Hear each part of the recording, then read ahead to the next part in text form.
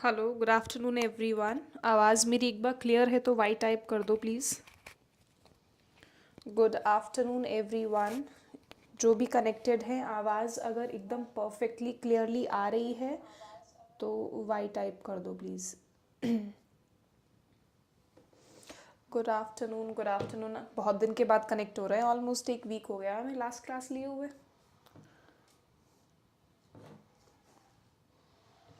Good afternoon.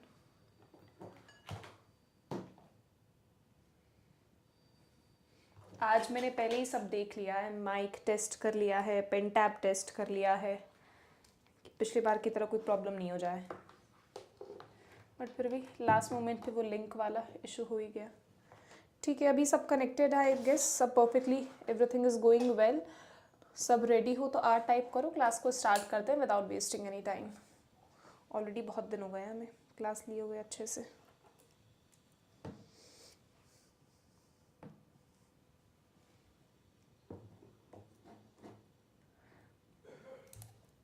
अच्छा, आप में से कोई ऐसा है जिसका आज क्लास का फर्स्ट डे है तो प्लीज़ वन टाइप करो। और जो मेरे साथ व्हाट्सएप पे कनेक्टेड थे, असाइनमेंट्स डेली कर रहे थे ग्रुप में, वो एक बार सी टाइप करो। जिन लोग का पहला क्लास है वो वन टाइप करो। जो ऑलरेडी मेरे साथ थ्रू आउट दीज हॉलीडेज मेरे साथ कनेक्टेड था ऑन व्हाट्सएप और एनीवेयर एल्स और काम कर रहा था, वो प्लीज़ सी कनेक्ट कर दो, सी टाइप कर दो, sorry. All right, I guess सभी पुराने ही हैं। एक मैं लास्ट मैसेज और डाल देती हूँ व्हाट्सएप पर, जो लोग कनेक्ट नहीं हो पाए हैं वो कनेक्ट हो जाएंगे।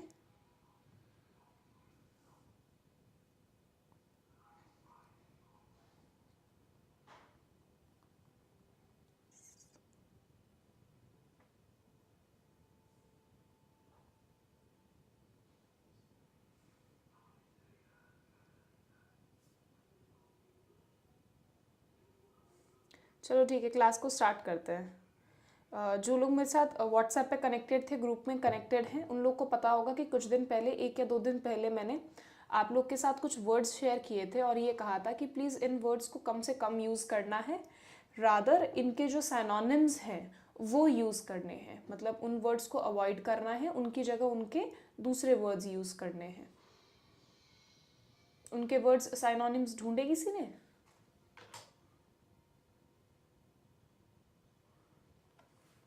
जो वर्ड्स थे उनके साइनोनिम मैंने एक साइट बताई थी, मेरियम वेबस्टर, वहाँ से देखने को कहा था कि यहाँ से आप इसके वर्ड्स निकालेंगे।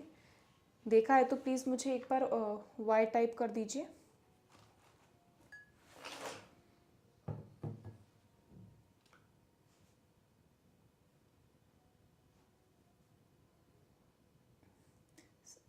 गो थ्रू हुए थे बस मैम, नोट डाउन नहीं किया उन्हें अभी। शहबाज, फिर कब करोगे? एग्ज़ाम के बाद? अभी तो आई थिंक सबका एग्ज़ाम बहुत करीब है, जितना बच्चों को मैंने पूछा था। बहुत स्टूडेंट्स ऐसे थे जो बोल रहे थे इस मंथ के एंड तक, नहीं तो फर्स्ट या सेकेंड वीक ऑफ दिसंबर तक उनका एग्ज़ाम है। तो आई थिंक अभी तक तो कर लेने चाहिए। वर्ड्स भी आपको डेली रिवाइज करने पड़ेंगे, क्योंकि आप सोचो एग्जाम से 2 दिन पहले आप सारे वर्ड्स क्रैम करके चले जाओगे, रट के चले जाओगे, तो वो प्रैक्टिकली पॉसिबल नहीं है। क्योंकि लास्ट मोमेंट पे आप ऑलरेडी स्ट्रेस में इतना होते हो कि इन चीज़ों को रिकॉल करना जो आपकी प्रैक्टिस में नहीं है वो थोड़ा डिफिकल्ट सा हो जाता है। एग्ज़ाम्स थे मैम मेरे BIS का, कल ही हुआ है उसी। Okay Shahbaz, it's okay. ठीक है, हम आज उन्हीं वर्ड्स को पहले डिस्कस करेंगे जो हमने किए थे और उनके वो करेंगे साइनोनिम्स। ठीक है, पहला वर्ड हम स्टार्ट करते हैं, प्रिवेंट। क्या कोई मुझे प्लीज़ प्रिवेंट के साइनोनिम्स बताएगा? प्रिवेंट की जगह हम क्या क्वेश्चन में हम अपने लेटर में या फिर हम ऐसे में प्रिवेंट की जगह क्या वर्ड यूज़ कर सकते हैं?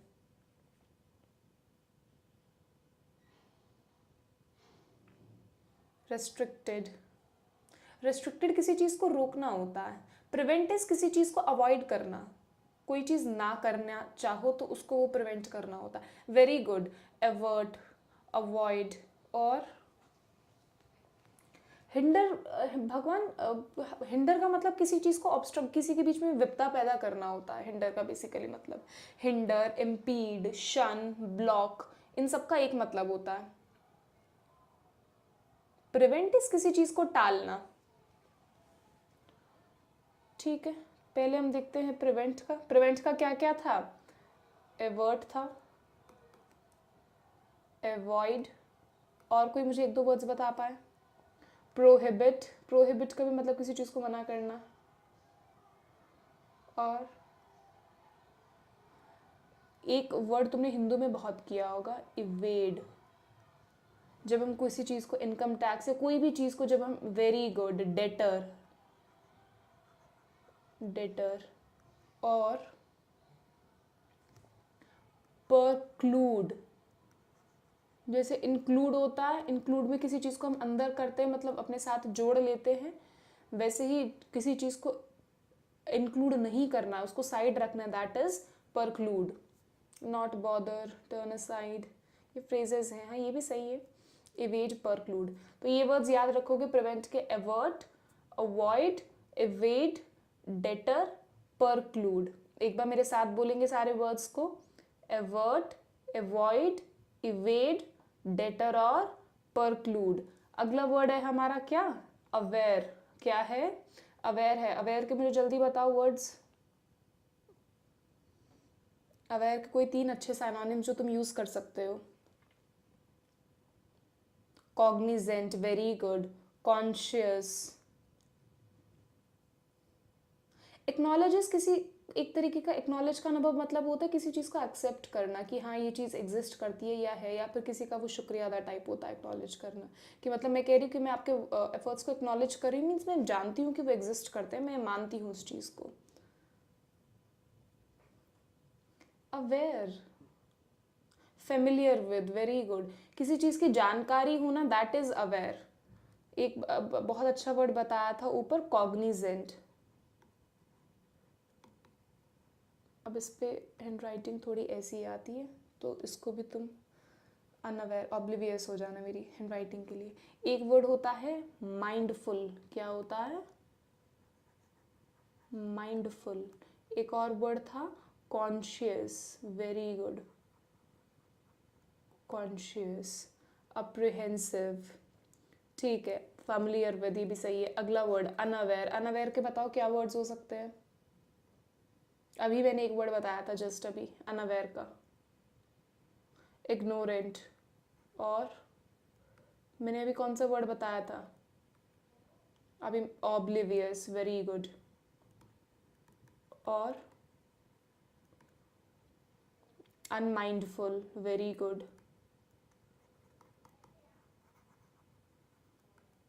और अनअवेयर, और हीडलेस। एक तुमने फ्रेज पढ़ा होगा, डू नॉट पे हीड, मीन्स उस तरफ ध्यान मत दो, अवेयर मत रहो, उसको इग्नोर करो। क्लूलेस, हाँ क्लूलेस भी हो सकता है। कहाँ लिखूँ, यहाँ लिख दे रही हूँ, क्लूलेस। क्वेश्चन का बताओ जल्दी। ये ज़रा से वर्ड्स डिस्कस करके आज हम लेटर का फॉर्मेट करेंगे, और कंप्लेन लेटर कैसे लिखते हैं मैं उसका टेम्पलेट आप लोग को देने वाली हूँ। आज हम कंप्लेन लेटर करेंगे, जनरल लेटर करेंगे, और लेटर का फॉर्मेट अच्छे से पढ़ेंगे। कंप्लेन लेटर का मैं आपको टेम्पलेट ही दे दूंगी एज इट इज़, आपको बस उसमें अपना जो क्वेश्चन से रिलेटेड इन्फॉर्मेशन होगा वही आपको डालना होगा। Alert, alarm, for warn, very good, inform, wake. Megha, ये आपने सारे मरियम वेबस्टर से ही देखे थे क्या? वही वर्ड्स है ये, अगर देखे तो बहुत अच्छा है। वो मतलब एक ऐसी ट्रस्टेड साइट है जहाँ पे आपको पता चल जाता है, वो वर्ब नाउन सब में कंफ्यूज नहीं करता, वो पहले ही आपको अवेयर कर देता है कि ये इसका अगर ये पार्ट ऑफ स्पीच है तो ये मतलब है, और ये इसके साइनोनिम्स हैं, ये एंटोनिम्स हैं। Alert, attentive, warn, advice, forewarn. ठीक है, लिखने की शायद मुझे ज़रूरत नहीं है, आप सब बता ही रहे हैं। मेजर का बताओ जल्दी। मेजर, यहाँ पे मेजर्स का मतलब जो हम प्रिकॉशनरी मेजर्स ले सकते हैं, एफर्ट्स ले सकते हैं, उनकी बात हो रही है। Means, steps, moves. और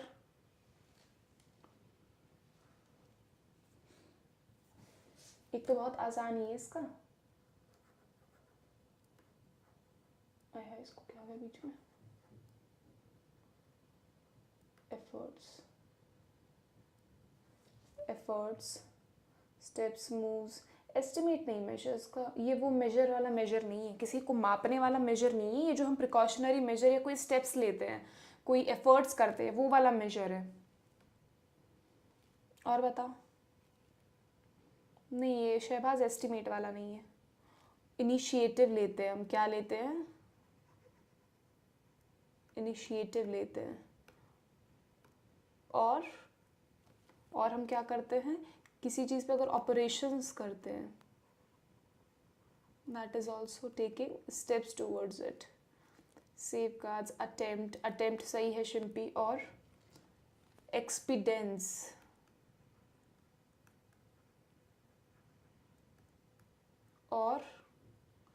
और बताओ।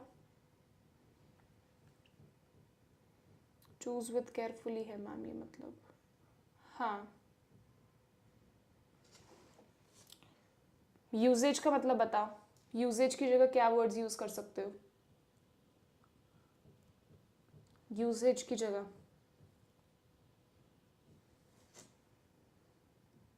एप्लीकेशंस।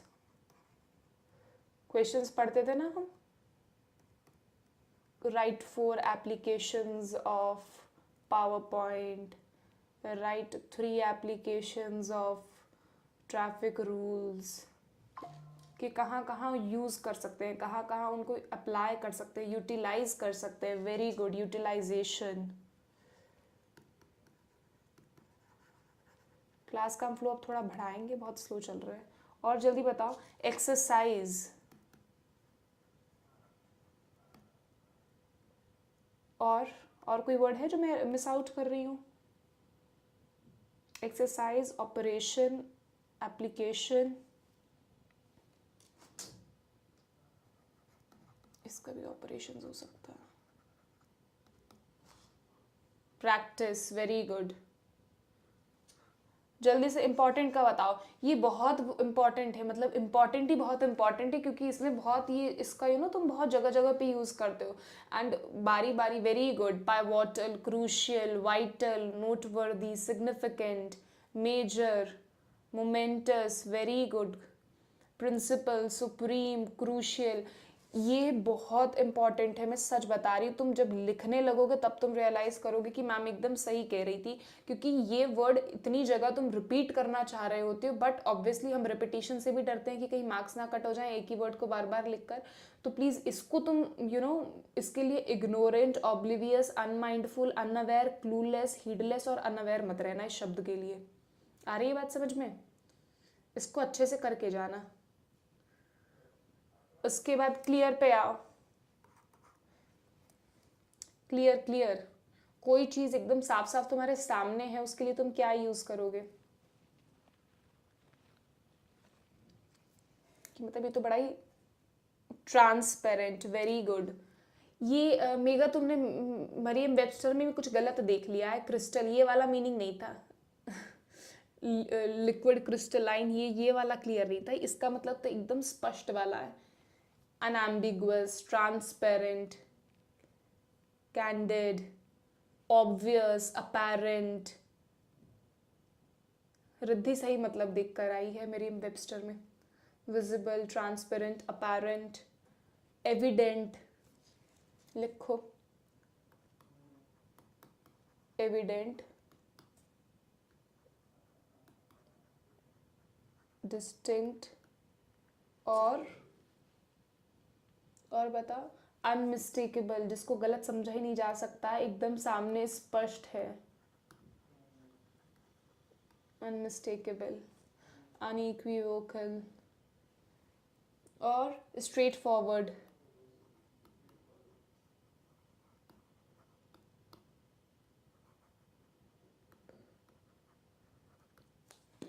आई बात समझ में? Justified, very good. ये वर्ड बड़ा यूज होता है, एविडेंट। एविडेंस का यूज होता है ना चीज़ों को स्पष्ट करने के लिए, वैसे ही एविडेंट होता है, ये याद रखना। ठीक है, अगले पे आओ। अनक्लियर, अनक्लियर के लिए कौन से वर्ड्स यूज करोगे? जल्दी without wasting any time. Hazy, blur, ये इजी वर्ड्स तो तुम प्लीज मत ही बताना, मैं पहले ही लिख दे रही हूँ। Murky, very good.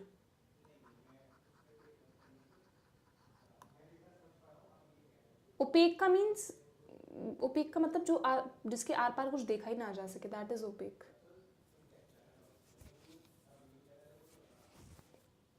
ऐसे डाउटफुल दिखाने वाला, अनक्लियर बताओ। वेग, वेरी गुड, पहुंच गए मरीम वेबस्टर पर। शहबाज, वेग और फजी और एम्बिगुअस, वेरी गुड, और ऑब्सक्योर और इनएक्सप्लिसिट।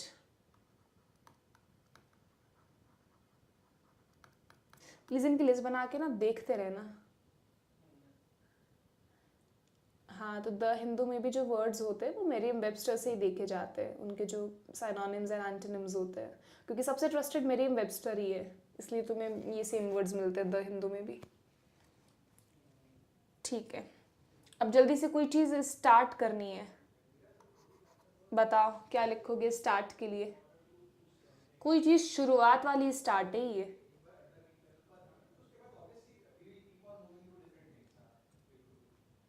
बिगिन, एम्बार्क, इंसेप्शन और commence, initiate, begin, very good, commence और initiate, generate, originate,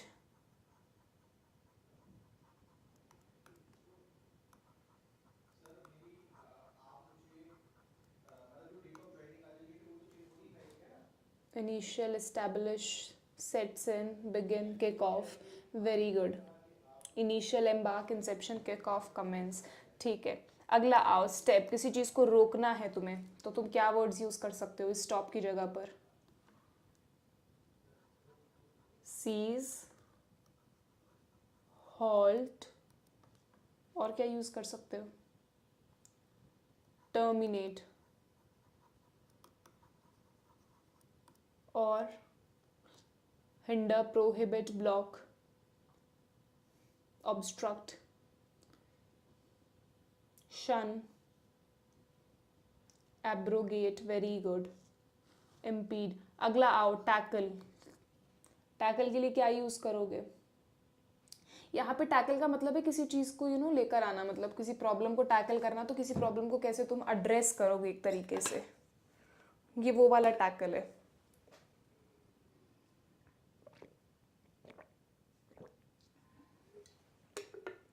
very good, encounter.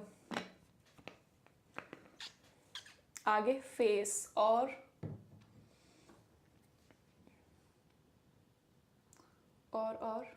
Approach,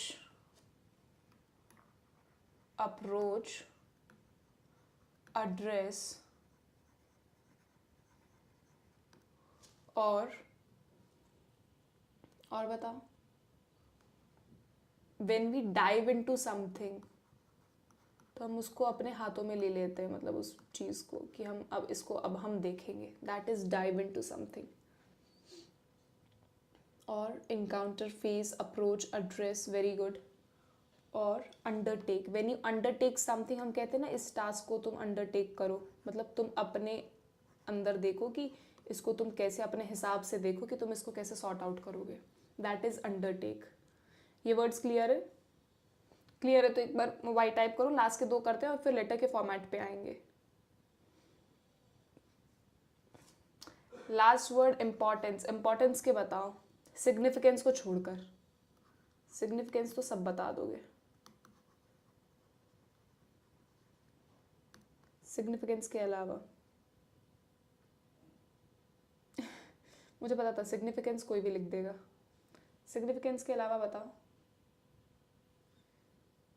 vital, crucial, pivotal और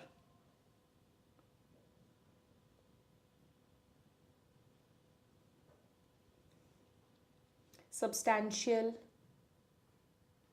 notable, noteworthy, prominent, very good Riddhi. ये वाले हुए वर्ड्स क्लियर? एक वर्ड यूज होता है, तुमने बहुत जगह देखोगे, gravity of the case, means इस केस की कितनी इंपॉर्टेंस है, या ग्रेविटी वर्ड का भी यूज होता है। रेलेवेंट इन अ सेंस कह सकते हैं but not exactly. If I am not wrong, relevant का हिंदी में मतलब प्रचलता होती है.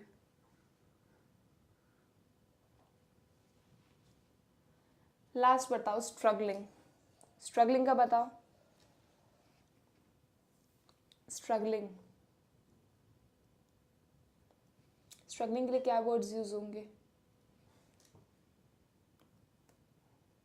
स्ट्राइविंग और और स्कफल, ग्रैपल, फाइट और लेबरिंग, पुटिंग इन एफर्ट्स वाली चीज़ है ये स्ट्रगलिंग का मतलब. टसलिंग. Very good. अब ये वर्ड्स बहुत इंपॉर्टेंट है. इन सब वर्ड्स को तुम याद रखोगे. सिर्फ एक दिन मुझे फ़ोन पे देख के या लैपटॉप की एक्स्ट्रा ब्राउज़र खोल के देख के मुझे मत बताओ. मुझे नहीं जानना तुम्हें कितने आते हैं कितने नहीं आते हैं. तुम्हें ये एग्ज़ाम में आने चाहिए. और ये जितने भी ये बोल्ड में मैं पहले से लिख के लाई हूँ ये वाले शब्द, इनको कम से कम लिखने की कोशिश करना. और ये जो हमने आज डिस्कस किए हैं ये वर्ड्स ज़्यादा से ज़्यादा लिखने की ट्राई करना. क्योंकि ये कुछ हैवी वर्ड्स भी हम लिख देते हैं अपने ऐसे में तो उसका लेवल क्या कर देता है, बढ़ा देता है. और ये लेवल बढ़ते बढ़ते हमारे नंबर बढ़ जाते हैं लेटर और ऐसे में. आई बात समझ में? येस और नो, येस और नो टाइप कर दो. आई नहीं आई, फिर हम आगे चलते हैं.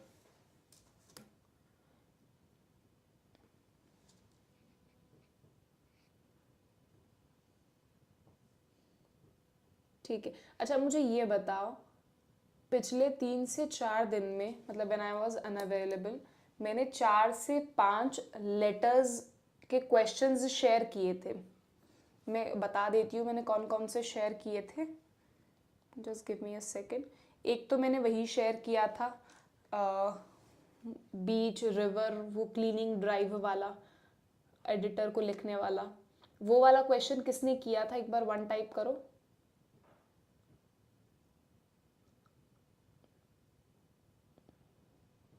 रिवर और लेक्स क्लीनिंग वाला. और किसने ग्रुप पे भेजा था? चेक किया नहीं किया वो बात की बात है, बट किसने किया था, that's what I am asking.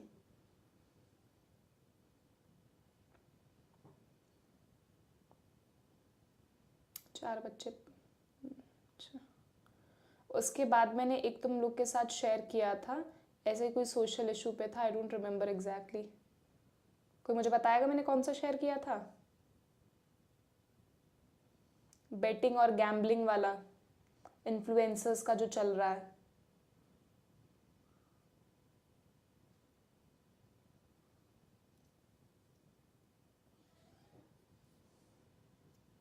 ATM pin scan. Very good. हाँ मैंने एटीएम पिन स्कैन भी दिया था.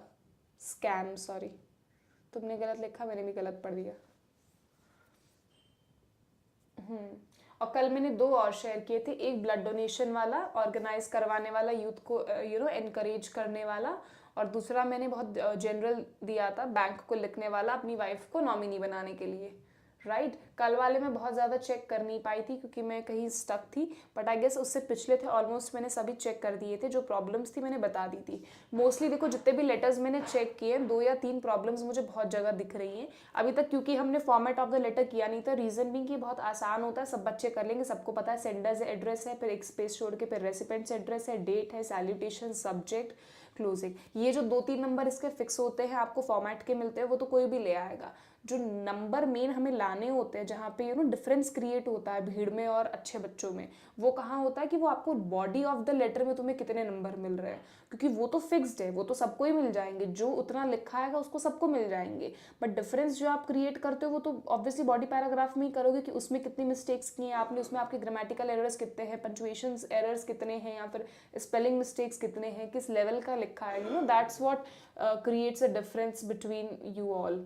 तो आई बात समझ में? जो बच्चे ये कह रहे थे कि मैम प्लीज़ फॉर्मेट करवा दो, फॉर्मेट करवा दो, ये बात समझो कि जो चीज़ ज़्यादा इंपॉर्टेंट है, जो एक दिन में की जा सकती है, 1.5 दिन, ये तो तुम एग्जाम हॉल में जाने से पहले भी ज़रा इसका देख जाओगे तो आई गेस ये सब हर कोई कराएगा.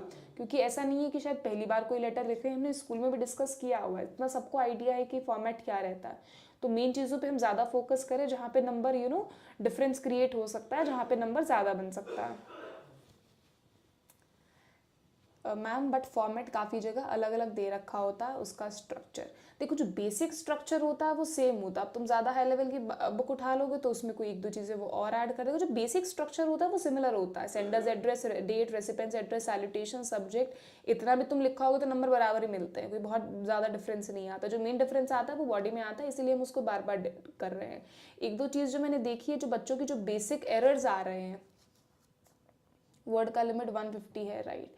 पूरा जो लेटर होता है वो 150 to 180 होता है, जितना as far as I know about it. तो वही मान के चलो 30-40 शब्दों का तुम्हारा वो हो जाता, तो 120 to 140 150 के वर्ड्स का ही तुम अपना बॉडी पैराग्राफ रखते हो।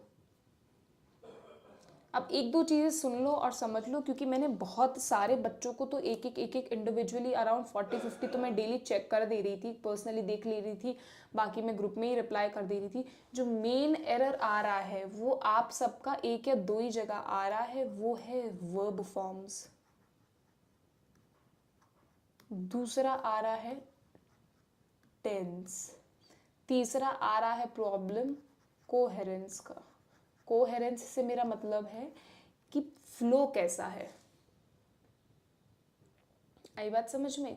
कि ऐसा नहीं है कि पहले कुछ लिख दिया है, फिर बीच में मुद्दे से भटक गए हैं, कुछ और लिख दिया है, फिर पहली वाली लाइन की आगे की बात हम लास्ट लाइन में कर रहे हैं। वो कोहेरेंट चीज़ों का होना बहुत ज़रूरी है, ताकि जो कोहेरेंट से मेरा मतलब है यहाँ पर क्या, फ्लो, कि जो पढ़ने वाला है उसको बात समझ आए कि किस फ्लो में चीज़ें लिखी जा रही हैं। तो इसको प्लीज़ ध्यान रखो। वर्ब फॉर्म्स का स्पेसिफिकली ध्यान रखो, क्योंकि ये बहुत गड़बड़ थी। बहुत बच्चों का तो बहुत मेजर गड़बड़ थे, जिनको मैंने मेंशन भी किया कि ग्रामेटिकली अपना क्लियर करो। जब तक तुम ये बेसिक चीज़ें नहीं करोगे तब तक तुम्हारा सेंटेंस फ्रेमिंग ही गलत रहेगा। ऐसा कोई बच्चा है जिसका बहुत ज़्यादा वर्ब और टेंस बिगड़ा हुआ हो, या जो कहते कि मैम बिगड़ा हुआ इन द सेंस कि मेरा वीक है, मैंने उस तरीके से इसको नहीं किया हुआ है पहले? ऐसा कोई बच्चा जो कहे कि मैम मुझे स्पेसिफिक अटेंशन की ज़रूरत है वर्ब और टेंस पे, फिर मैं उसे सॉल्यूशन बताऊंगी कि क्या करना है। शैलेश, एक बच्चा और था, मुझे उसका नाम नहीं याद, but he has been texting me since quite a few days now कि मैम मेरा बहुत प्रॉब्लम आ रहा है मुझे लिखने का। व्हाट्सएप पे मुझे कोई बच्चा मैसेज कर रहा है डेली, बट मैं टाइम नहीं निकाल पा रही हूँ फॉर ऑब्वियस रीजंस। नींबू पानी। आप लोग ने पहले वर्ब और टेंस बहुत अच्छे से किया हुआ है क्या? मतलब पहले जब आपने अपना प्री और मीन्स किया होगा तब ऑब्वियसली ग्रामर तो आपने किया ही होगा। अच्छा शैलेश, इट वॉज यू। देखो इसका सॉल्यूशन एक ही है। पहला तो है आपका रीडिंग। आप रीड करेंगे ना तो आपको वो फ्लो क्योंकि आप इतना रीड कर करके फ्लो आप उतना उस पर आपका हाथ बैठ गया होगा सुनने और समझने में, कि जब आप लिखेंगे तो आपको पता चल जाएगा कि क्या मैं सही लिख रहा हूँ, क्या मैं गलत लिख रहा हूँ। दूसरा है ऑब्वियसली प्रैक्टिस। लिखो, फिर ज़्यादा से ज़्यादा लिखो। तुम ये वेट मत करो कि मैम ने आज एक क्वेश्चन दिया तो मैं एक ही लिख के भेजूँ, या मैम ने 2 क्वेश्चन दिए तो 2 लिख के भेजूँ। मैम 1 या 2 दे रही है तो वो अपनी कैपेसिटी के हिसाब से दे रही है, क्योंकि उनको 200 बच्चों का चेक करना है। तुम ग्रुप में ही देख लो, ऑलमोस्ट 150 बच्चा कनेक्टेड है, राइट। तो मैं अगर 2 क्वेश्चंस भेज रही हूँ तो मेरे को ऑलमोस्ट 200-300 लेटर्स चेक करने पड़ेंगे, जो एक इंसान के लिए प्रैक्टिकली पॉसिबल नहीं होता। बट तुम्हें लग रहा है कि तुम बहुत प्रॉब्लमैटिक फील्ड पे हो, कि तुम्हें ज़्यादा दिक्कत आ रही, तो तुम अपनी तरफ से क्वेश्चंस निकालो, प्रीवियस ईयर के देखो, किसी भी 9th-10th की बुक भी अगर आप देखोगे तो वहाँ पे भी आपको बहुत सारे क्वेश्चंस मिल जाएंगे। वहाँ से क्वेश्चंस उठा हुआ मुझे भेजो कि मैम ये क्वेश्चन था और ये रहा इसका सॉल्यूशन जो मैंने लिखा है। नीमू, पहले दिन अच्छे अच्छे सेंटेंसेस बना नहीं पाता, वो दिमाग में तब आएगा जब आप बहुत लिख चुके होंगे। अब अगर मैं इसी एग्जांपल को ले लूँ कि जो मुझे आप लेटर्स भेज रहे हो वो बस उतने ही भेज रहे हो जो मैं आपको दे रही हूँ, राइट। उससे ज़्यादा तो आप भेज ही नहीं रहे हो।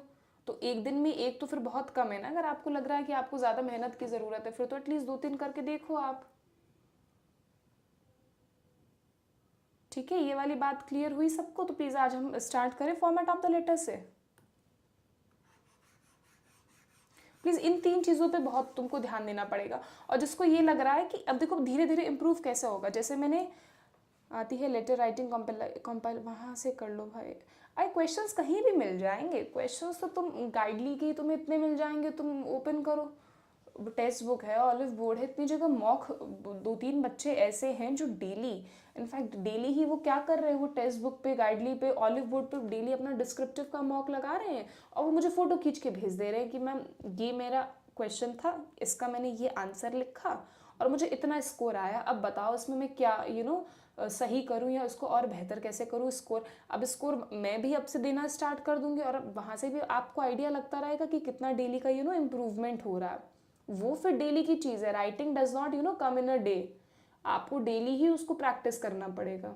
अब आप आज अगर आप वर्ड्स याद कर ले रहे हो ये वाले, तो एक दिन में इतने पॉसिबल ही नहीं है, आप 100 वर्ड्स कैसे याद करोगे। वो प्रैक्टिस ही आएगा कि किसी दिन आपने, अच्छा जब आपने आज लिखने बैठे तो आपने सोचा कि अरे नहीं, इंपॉर्टेंट की जगह मैं वो वर्ड लिखता हूँ, कन्फ्यूजन की जगह मैं ऑब्लिवियस लिखता हूँ, अरे इस चीज़ की जान।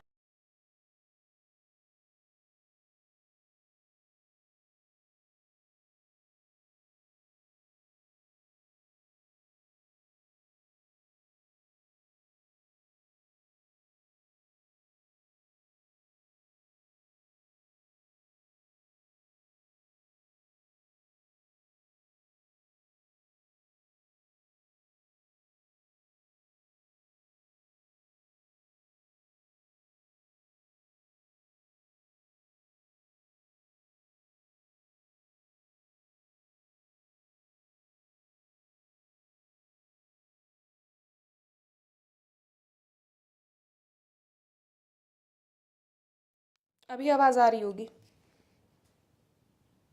अभी आवाज़ आ रही है तो प्लीज़ मुझे बताओ एक बार।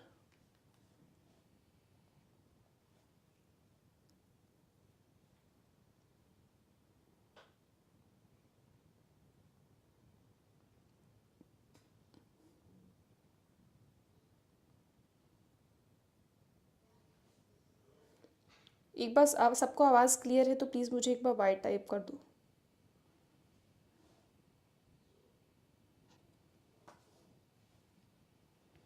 ठीक है, तो बस मैं यही कह रही थी कि इतने सारे वर्ड्स एक दिन में लिखना, बोलना, बोल पाना कुछ मतलब पॉसिबल ही नहीं है, तो आप ये कर सकते हो कि डेली लिखो और कोशिश करो 5-6 दिन 7 दिन, अगर आपको ये वर्ड्स देख के भी लिखने पड़ रहे हैं, याद करने पड़ रहे हैं, दिमाग में लाने पड़ रहे हैं, तो भी कोई प्रॉब्लम नहीं है।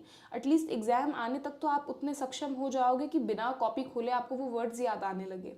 और ज़रूरी थोड़ी है सारे सारे करने हैं, अब एक साथ तो इतने वर्ड्स आएंगे नहीं, 3-3 कर लो अपने कन्वीनियंस के हिसाब से, हर वर्ड के 3 कर लो, जो वर्ड आपको लग रहा है ज़्यादा रिपीट हो रहा है उसके 4 कर लो। टेक्निकली एक ही पैसेज में एक वर्ड तुम 5 बार से ज़्यादा थोड़ी इस्तेमाल कर लोगे, 4 बार से ज़्यादा थोड़ी यूज़ कर लोगे। मैं इतनी लिस्ट इसलिए करवा रही हूँ ताकि जो आपको कन्वीनियंट लगे वो 3-4 शब्द आप अपने हिसाब से याद कर लो। मैं तो ये कह ही नहीं रही कि मैंने अगर 8 करवाए तो 8 की 8 याद रखो, 4-5 कर लो, 3-4 भी कर लो, लेकिन वो ऐसे कर लो कि आप लास्ट मोमेंट पे भूलो नहीं, वो ऑटोमेटिकली जैसे आपके दिमाग में प्रिवेंट, कॉशन, मेजर, एफर्ट्स आते, उसी ईज के साथ आपके दिमाग में वो भी शब्द आने लग जाए। आई बात क्लियर? क्लियर है तो एक बस ये टाइप कर दो यार प्लीज़, फिर हम आगे बढ़ते हैं।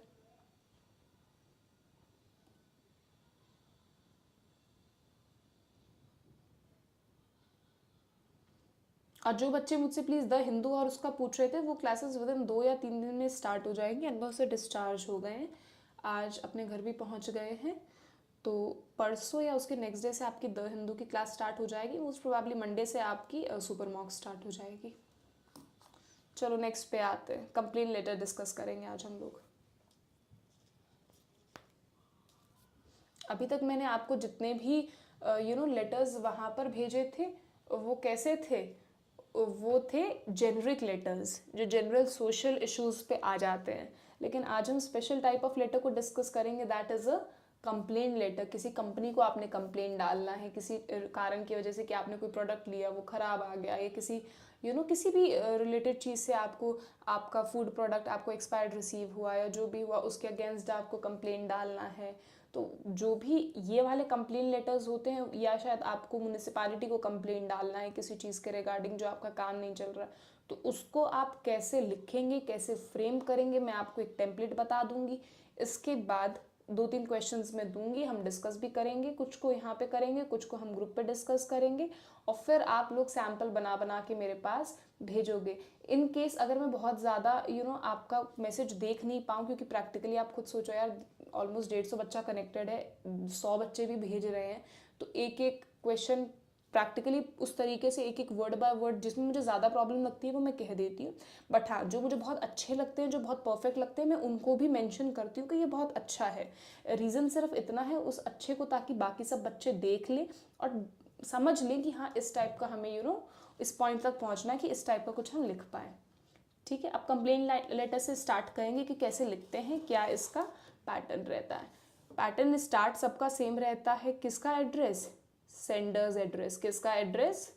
Sender's address. आप अपना एड्रेस लिखोगे कि कहाँ से लेटर भेजा जा रहा है। आई बात समझ में?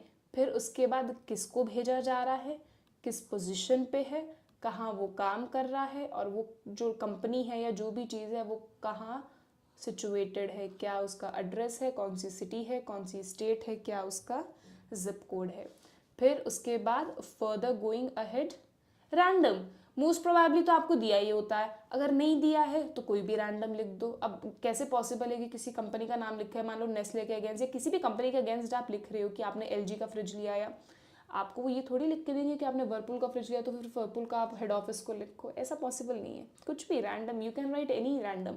बट हाँ ये है कि जब आप खुद का एड्रेस लिख रहे हो तो थोड़ा अपने हिसाब का लिख दो, जब कंपनी का एड्रेस लिख रहे हो तो थोड़ा बिजनेस जहाँ पे थोड़ी बिजनेस बिल्डिंग्स वगैरह होती है, थोड़ा उस टाइप का लिखने की कोशिश कर दो। ऐसे गली मोहल्ले वाला मत लिखो कंपनी का एड्रेस। आई बात समझ में? कि इस स्कूल के पीछे इस गली में इतना वार्ड नंबर, वो फिर कंपनी में वो मत लिखो। सेंडर्स में तुम पर्सनल एड्रेस अपने उसमें रैंडम में भी कुछ लिख सकते। हाँ, XYZ तो कहीं भी नहीं करना, ये मैंने पहले भी बताया था। चाहे आपसे अकाउंट नंबर पूछ रहे हैं, एड्रेस पूछ रहे हैं, नाम पूछ रहे हैं, कोई नंबर पूछ रहे हैं, phone number, account number, whatsoever, XYZ ABC कहीं नहीं लिख कर आओगे। इतना रैंडम भी मत हो जाना, कुछ असली हो, इतना रैंडम सा ना हो कि मतलब समझ ही आ जाए कि क्या लिखा है टाइम पास के लिए। फिर उसके बाद तुम क्या लिखोगे? सब्जेक्ट, कि लेटर तुम क्यों लिख रहे हो, ताकि पढ़ने वाले को पता चल जाए कि मैं आगे कहानी क्यों पढ़ने वाला हूँ। फिर आता है कि तुम लेटर किसे लिख रहे हो। अब कोई कहेगा कि यहाँ पे मैम स्पेसिफिक नाम लिखना है, ज़रूरी नहीं है। अगर उसकी पोजीशन दी हुई है तो तुम वो डियर सर मैम वो सब भी लिख सकते हो। वो डिपेंड करता है कि लेटर में दिया क्या है, स्पेसिफिक पर्सन को दिया है या फिर किसी रैंडम को दिया। रैंडम को दिया तो ऑब्वियसली उसको तुम सर मैम ही करोगे। नहीं, नेम तभी लिखोगे जब नेम गिवन है, नहीं तो वो रिस्पेक्टेड सर मैम वाला ही चलेगा जो अभी तक चलता आया है। बॉडी पैराग्राफ अभी हम देखेंगे। बॉडी पैराग्राफ देखो, कभी भी लिखोगे तुम इसको हमेशा 3 पार्ट्स में डिवाइड करोगे। फर्स्ट पार्ट क्या होता है, तुम क्या करते हो, इंट्रोड्यूस करते हो। किस चीज़ से क्या इंट्रोड्यूस करोगे, मुझे बताएगा कोई कि पहली लाइन में हम क्या इंट्रोड्यूस करते हैं?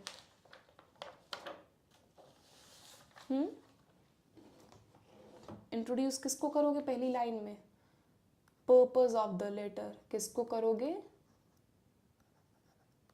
पर्पस ऑफ द लेटर, कि तुम ये लेटर लिख क्यों रहे हो। अभी तक हमने देखा ना, this is to highlight that I am so and so writing this letter to this exactly motive of the letter. Recipient name की जगह अगर नाम नहीं दिया क्वेश्चन में तब यूज़ कर सकते हैं। क्या यूज़ कर सकते हैं? अगर कोई नाम स्पेसिफिक दिया ही नहीं तब तो डियर सर मैम पे कहानी चलेगी ना। नाम तो सिर्फ तभी आएगा जब उसमें गिवन है, या फिर तुम्हें ऐसे लिख दिया कि किसी फ्रेंड को लिखो, उसको लिखो, वैसे केस में तुम वो लिख सकते हो। चलो आगे बढ़ो। फर्स्ट पार्ट में इंट्रोडक्शन किसको होगा पहली लाइन में? हमेशा तुम क्या डिस्कस करोगे? You always will have to state the purpose of the letter, कि लेटर तुम लिख क्यों रहे हो। हाँ, सैल्यूटेशन सर मैडम भी राइट है। उसके बाद मिडल में तुम क्या करते हो? मिडल में तुम क्या डिस्कस करोगे लेटर के, कोई मुझे बताएगा? चलो पहली लाइन में तो तुमने पर्पस लिख दिया लेटर लिखने का। मेन कंटेंट, कंटेंट लिखोगे, डिटेल्स लिखोगे जिस बारे में तुमने लिखा है। कोई चीज़ एक्सप्लेन करनी है तो एक्सप्लेन करोगे। कोई प्रॉब्लम डिस्कस कर रहे हो उसमें तो वो प्रॉब्लम लिखोगे। किसी चीज़ का सॉल्यूशन दे रहे हो तो सॉल्यूशन लिखोगे। कोई आपको कॉज एंड इफ़ेक्ट है तो वो कॉज एंड इफ़ेक्ट को आप डिस्कस करोगे कि ये हो रहा है, इसके ये इफ़ेक्ट्स पड़ रहे हैं। मान लो इसी बात पे आ गया आपके पास लेटर कि आप अपनी म्यूनिसिपैलिटी अथॉरिटी को लिखो कि आपकी गली में बहुत कचरों के ढेर हो रखे हैं आजकल। तो आप लिखोगे कि ये ऐसा ऐसा प्रॉब्लम है, उसके इफ़ेक्ट्स क्या है कि आसपास जो बूढ़े बच्चे हैं उनको ब्रीदिंग इश्यूज़ हो रहे हैं, बच्चे खेल नहीं पा रहे हैं, उनको अस्थमाटिक प्रॉब्लम्स हो रही हैं, गंदगी की स्मेल इतनी ज़्यादा बुरी हो रही है। तो वहाँ पे तुम क्या लिखोगे? Cause and effects. वो सब कहाँ आएगा? मिड में आएगा। जितने भी content, details, explanation, problem, solution, cause and effect सब लेटर के कहाँ रहेगा? सेंटर में रहेगा। मेन डिस्कशन ऑफ टॉपिक रहेगा। Very good. और फिर लास्ट में तुम क्या लिखोगे? फाइनल बताओ, फाइनल पार्ट में क्या लिखोगे?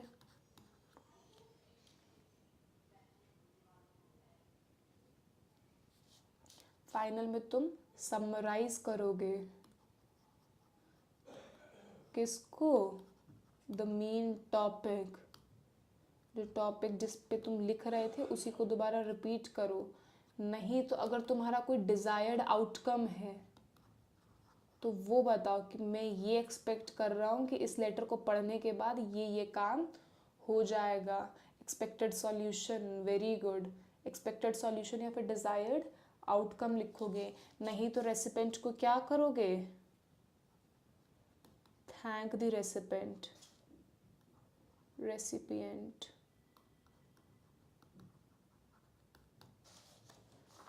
आई बात समझ में? इतनी बात क्लियर है तो मुझे बताओ। पहले तुम पर्पस ऑफ द लेटर लिखोगे, फिर मिडल में कंटेंट, डिटेल, एक्सप्लेनेशन ये सब आएगी, और फाइनल में तुम summarise the main topic of the topic या फिर डिजायर्ड आउटकम या फिर थैंक द रेसिपिएंट। ये चीज़ हो जाएगी और फिर ये क्या आ जाएगा तुम्हारा? क्लोजिंग आ जाएगा। क्या आ जाएगा? क्लोजिंग लाइन आ जाएगी। आई बात समझ में? और फिर तुम्हारा नाम आ जाएगा। अगर तुम्हारी कोई डेजिग्नेशन या टाइटल है तो वो यहाँ आ जाएगी। अब इन केस तुमने किसी कंपनी को लेटर लिखा है कि हमारा सो एंड सो मैंने आपसे परचेज़ किया था, वो ख़राब हुआ, मैंने उसके फॉलोअप के लिए कॉल किया गया, इतनी इतनी तारीख को कॉल किया था, लेकिन उसका मुझे कोई जवाब नहीं मिला, उन्होंने मुझसे बिल मांगा था। तो वो जितना भी आपका अटैच्ड डॉक्यूमेंट होगा, थैंकिंग यू लिख लो, कुछ भी लिखो, बट जनरली ये योर्स सिंसियरली, योर्स फेथफुली, ये चीज़ें ज़्यादा बेटर लगती हैं। और यहाँ पे एनक्लोजर में जो भी आपका अटैच्ड डॉक्यूमेंट है, क्या होगा? अटैच्ड डॉक्यूमेंट होगा, तो वो वहाँ पे लिस्ट हो जाते हैं। बट आपका ऐसा आएगा नहीं, अटैच्ड डॉक्यूमेंट वाला आपसे कुछ मांगेंगे नहीं, क्योंकि ऑब्वियसली वहाँ पर आपके पास पहले से कैसे कोई पीडीएफ हो सकता है। बट इन केस मैं इन जनरल आपको बता रही हूँ कंप्लेन लेटर का। हाँ, रिस्पेक्टेड आप कहाँ बोल रहे हो? ऊपर डियर मैम, डियर सर, या वो रिस्पेक्टेड मैम, रिस्पेक्टेड सर वाले मैम बात कर रहे हो क्या? हाँ हाँ, मैं समझ गई। हाँ, रिस्पेक्टेड कर सकते हो। यहाँ पे डियर का मतलब वो वाला डियर नहीं होता, अगर तुम डियर लिख भी देते हो तो वो भी बहुत फॉर्मल रिस्पेक्टफुल लैंग्वेज में ही बात हो रही होती है वहाँ पर भी। चलो एक सैम्पल हम करते हैं और फिर उसके बाद क्लास को रैप करेंगे। मैं कुछ क्वेश्चंस दूंगी आपको। ऑलरेडी 10 मिनट्स ही बचे हैं क्लास रैप करने में। इतना अगर क्लियर है अभी तक का तो प्लीज़ मुझे CL टाइप कर दो, और क्लास कैसी लग रही है मुझे एक बार बता दो। नहीं नहीं नहीं नहीं, योर्स सिंसियरली या फेथफुली लिख दो, दोनों मत लिखो सिमरन।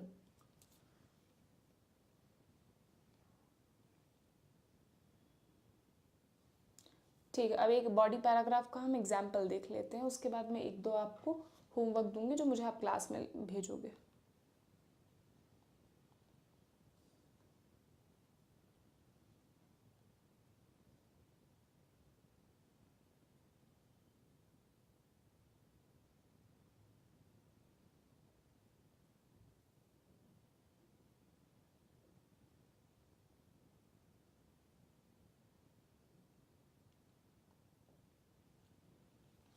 ठीक है, चलो इसको अब हम एक बार रीड करते हैं बॉडी पैराग्राफ को। जैसे कि तुमने पहली लाइन स्टार्ट करी क्या करने के लिए? पर्पस को स्टेट करने के लिए कि हम लिख किस चीज़ के लिए हैं। I am writing to formally express my dissatisfaction with. अब यहाँ पर हम क्या करेंगे, डिस्क्राइब करेंगे अपने इशू को ब्रीफली कि क्या था, क्या है और किस बारे में मैं लिख रहा हूँ। तो पहली लाइन में क्या हमने अपना purpose of the letter state करा या नहीं करा? अभी हमने ये तो डिस्कस किया था कि सबसे पहले हमें क्या करना है, purpose of the letter discuss करना है। ये टेम्पलेट तुम चाहो तो सेव भी कर सकते हो, स्क्रीनशॉट ले लो इसका कि कंप्लेंट लेटर का तुम स्पेसिफिक टेम्पलेट लिखो और बस यहाँ जहाँ जहाँ तुम्हें अपनी, जहाँ पे जैसे एग्जाम्पल लिखा ना, यहाँ यहाँ अपनी इन्फॉर्मेशन डाल दो, तो उसको तुम कॉपी पेस्ट भी कर सकते हो इस टेम्पलेट को। बट इतना बड़ा याद करने से बेहतर है कि एक आइडिया ले लो कि कैसे करना है। पीडीएफ हाँ रहेगा, पीडीएफ अगर आप चाहो शेयर करनी है क्या पीडीएफ? अच्छा अच्छा अच्छा, हाँ हाँ, इसमें स्क्रीनशॉट का ऑप्शन नहीं है, ठीक है। मैं पीडीएफ शेयर कर दूंगी, फिर मैं ग्रुप में पीडीएफ ही शेयर कर दूंगी, नहीं तो क्लास के साथ अटैच कर दूंगी मैं पीडीएफ, एनोटेटेड पीडीएफ ही कर दूंगी, जिससे जो आज हमने लिखा है वो सब भी इसमें अटैच्ड रहे। फिर excuse me, just give me a second.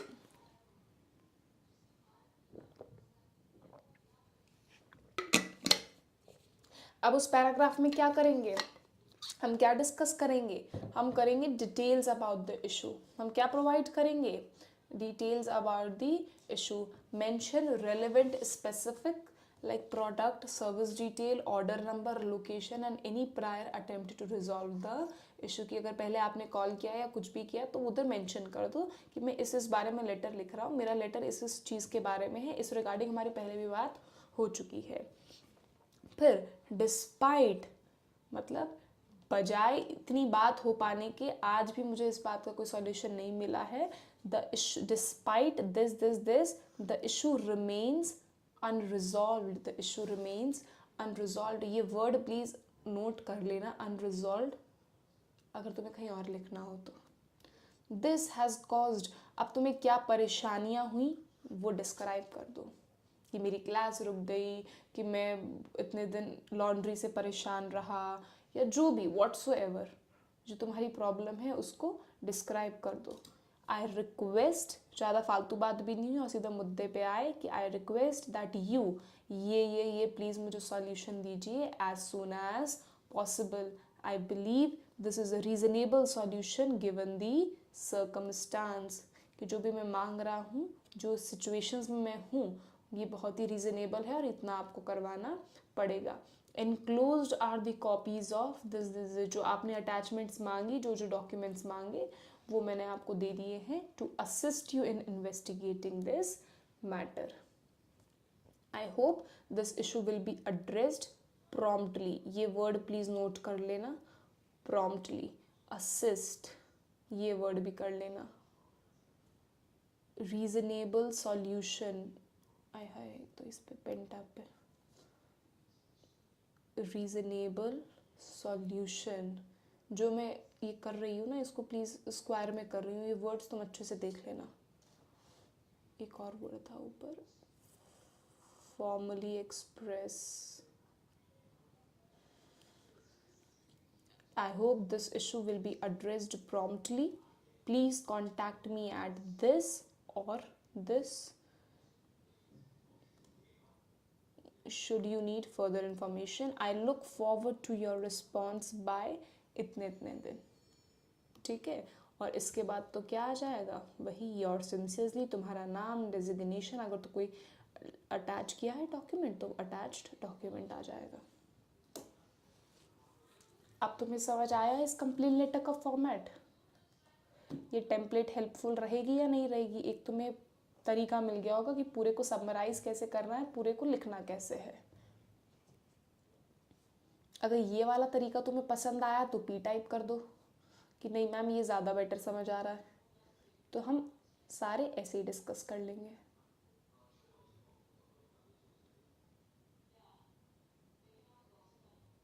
Full name लिख दो, नहीं तो फर्स्ट नेम लिख दो, ऐसा कोई प्रॉब्लम नहीं है।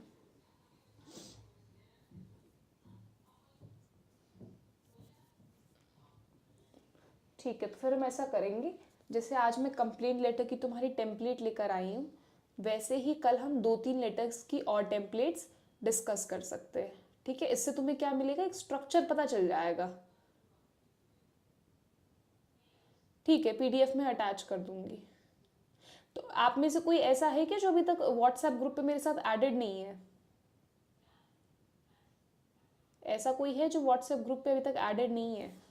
तो प्लीज़ मैं बता दूं, जो मेरे साथ अभी तक व्हाट्सएप ग्रुप पे एडेड नहीं है वो 9141459000 पे मुझे व्हाट्सएप करे।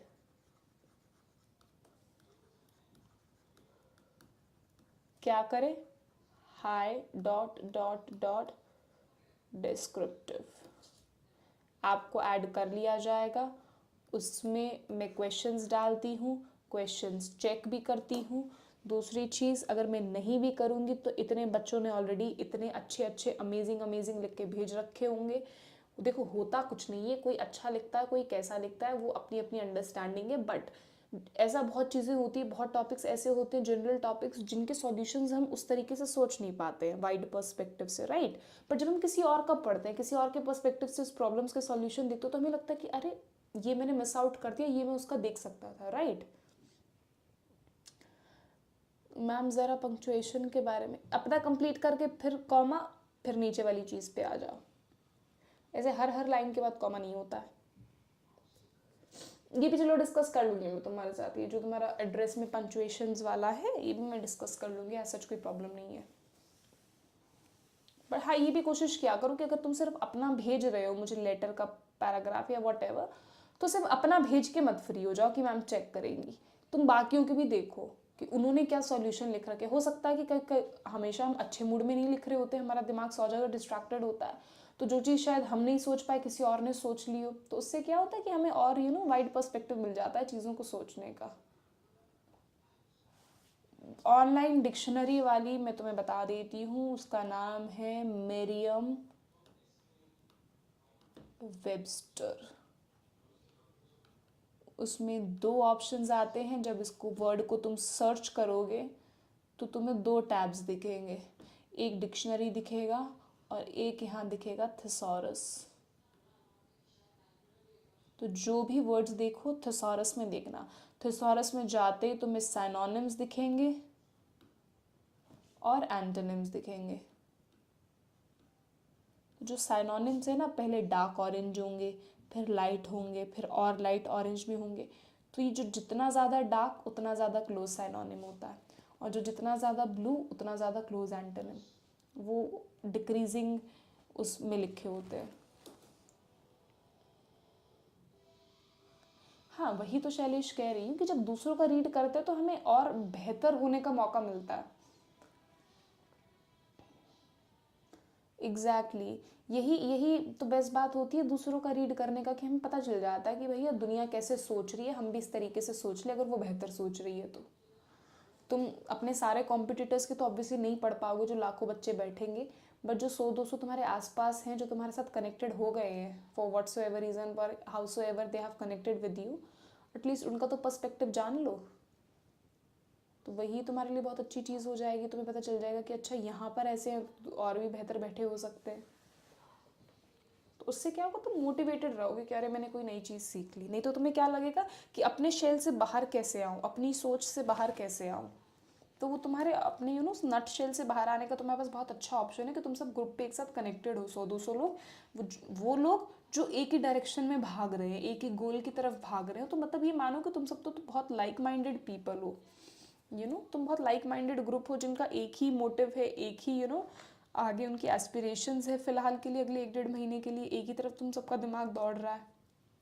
आई गेस इतना सब क्लियर हो गया होगा सबको। जो क्वेश्चंस हैं वो मैं भी ग्रुप में शेयर कर दूंगी, पीडीएफ में क्लास के साथ भी अटैच कर दूंगी, ग्रुप में भी डाल दूंगी। क्लास अगर पसंद आई है तो प्लीज़ इसी नंबर पर या फिर इस नंबर पर अपना फीडबैक देना।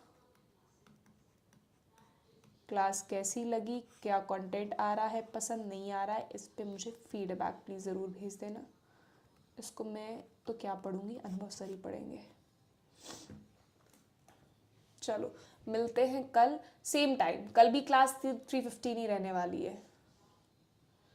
तो 2 बजे मुझे बहुत दिक्कत हो रही थी, मेरा बच्चा एक्चुअली स्कूल से आता है तो मैं उसको वो टाइम नहीं दे पाती हूँ, फिर अगर 2 बजे क्लास का रश टाइम होता है तो कल से क्लास हमारा 3:15 ही रहेगा। ओके चलो, bye bye, take care. Class को एंड करते हैं। आई होप सबको पसंद आया होगा। सब प्लीज़ प्रैक्टिस करते रहना, क्वेश्चंस देखते रहना, दूसरों के रीड करते रहना। चलो बाय बाय।